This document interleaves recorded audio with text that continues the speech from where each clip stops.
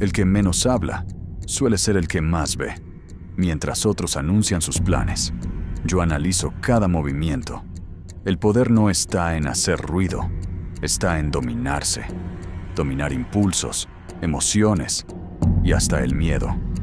Muchos quieren respeto, pero pocos soportan el proceso.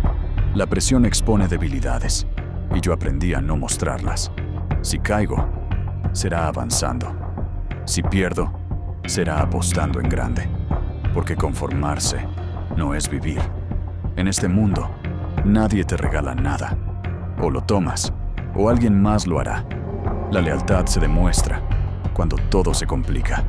La ambición se prueba cuando nadie cree en ti. No busco aprobación, busco resultados.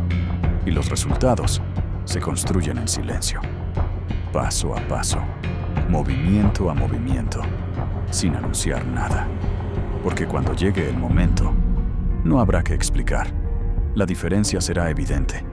Y entonces entenderán que no era suerte, era estrategia. Y la estrategia siempre vence al impulso.